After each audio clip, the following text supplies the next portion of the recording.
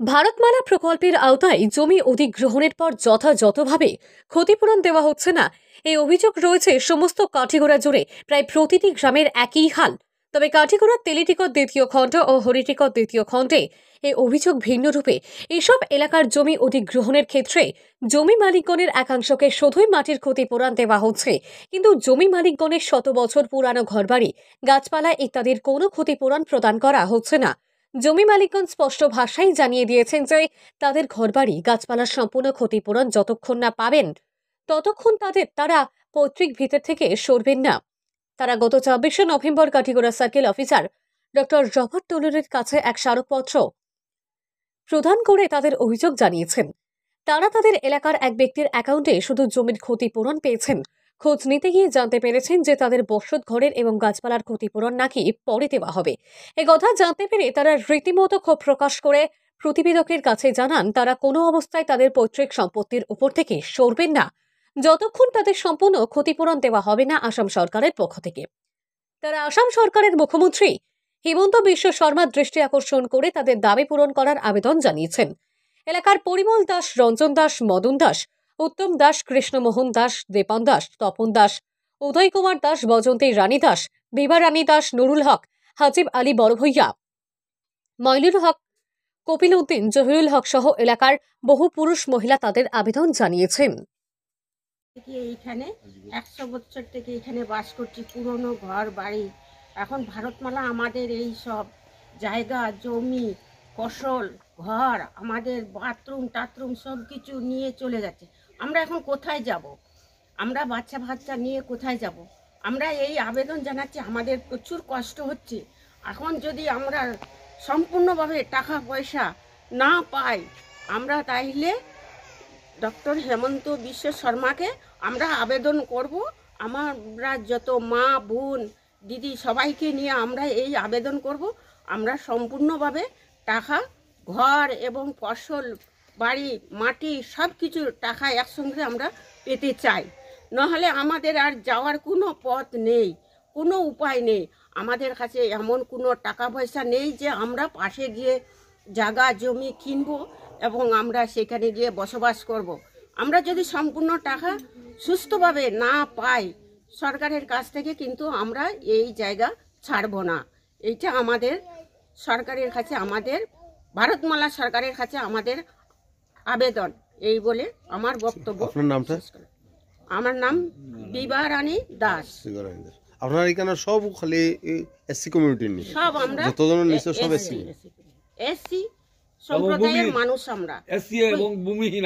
ভূমিহীন, আমাদের কোনো জমি বাড়ি ছাড়া আমাদের কোনো জমি নেই, ক্ষেত জমি কিচ্ছু নেই। আমাদের পরিবর্তন কোনো জায়গা যাওয়ার উপায় জায়গা নেই, কেনার মতন কোনো আমাদের উপায় নেই। কেনার উপায় নেই, আমাদের কোনো অন্যত্র কোনো জমি জমা নেই। ভূমিহীন, আমরা সম্পূর্ণ ভূমিহীন। এইটুকুই আমাদের সম্বল ছিল। এইটুকু যদি আমাদের চলে যায় তাহলে আমরা পরবর্তীতে আমরা কোথায় গিয়ে দাঁড়াবো? আমরা এই জন্য আমরা ছাড়বো না, আমরা সম্পূর্ণভাবে আমরা পেতে চাই। যে আমাদের জায়গাগুলা নিছে, এই জায়গাগুলার একমাত্র আমরা একে আর জমিনের টাকা দেওয়ার, আর আমাদের একজনের আইছে মাত্র জমিনের টাকা কৃষ্ণমোহন দাসের, আর অন্যান্য যে ফসলাদি তথা এই বাড়ির ঘরের স্ট্রাকচারের পয়সাও দেওয়া হয়েছে না। অন্যান্য আরও যেগুলো আছে যেমন ঘর দরজা আনতেন এইগুলার পয়সা পাইয়া না। আমরা চাই আর যে আমরা সমুদ্রের টাকা। কেন আপনারা বসতি কত বছর আগে? আমরা প্রায় 100 বছর আগেকার বাড়ি এইগুলো আমরা বসবাস করে আইতেছি এখানে। আর এখন আমরা টাকাগুলা পাইতে চাই। রাস্তা ওদিকে গেছে, রাস্তা আমাদের বাড়ির উপর দিয়া এখানে আমরা এক লেনে আসি। আমাদের ধরেন আমি নাম কইয়া যাই, আপনি বুঝছেন বা, যেমন পরিমল দাস, পরিমল কান্তি দাস, রঞ্জন দাস, তারপর মদন দাস, উত্তম দাস, কৃষ্ণমোহন দাস সমন্বয়ে তার পুত্রদ্বয়, হ্যাঁ, আর উদয় কুমার দাস, শঙ্কর কুমার দাস, হ্যাঁ, এদের জমিগুলো পাইছি আমরা। আমরা এখন এমন অবস্থায় আছি, আমরা সবার ঘর বাড়ি আছে, সবার ঘর বাড়ি আছে, বসত বাড়ি আছে। আর আমরা বিশেষভাবে এখন টেকা লাগিয়ে আমরা অন্য জায়গায় গিয়ে নির্দিষ্ট কর্ম জায়গা আমরা টেকা না পাওয়ায় আমরা তো জমি বাড়ি কোনো আমাদেরও করতে পারছি না, যাইবার কোনো মানে প্রকল্প নিতে পারছি না। এখন আমরা এই অবস্থা কী করতাম, যদি সমুদ্র টেকাগুলো আমরা একসাথে পাই তাহলে আমরা একটু চলাফেরার বা জীবিত থাকার বা থাকার একটা ব্যবস্থা করিয়ে নিতাম পারি, না তো আমাদের কোনো অবস্থা নেই। আমরা মাননীয় সরকার কর্তৃপক্ষের কাছে এইটাই জানাই, আর আমরা যদি এই টাকাগুলা একসাথে না পাই তাহলে আমরা জায়গাতে বসবাস করতে আসি, আমরা থাকবো, আমরা এইটা ছাড়ব না।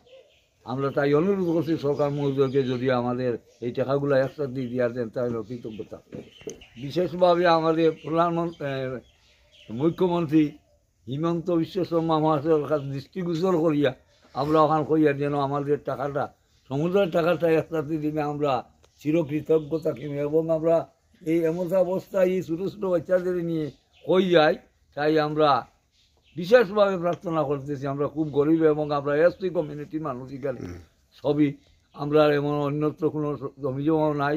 আদি থেকে আমরা এই দরিদ্রতার কবলে আছি, আর বর্তমানে আমরা দেখি সরকারও আমাদের এই যন্ত্রণা দিতেছেন, এই যন্ত্রণার হাত থেকে আমাদের রক্ষা করুন। ধন্যবাদ।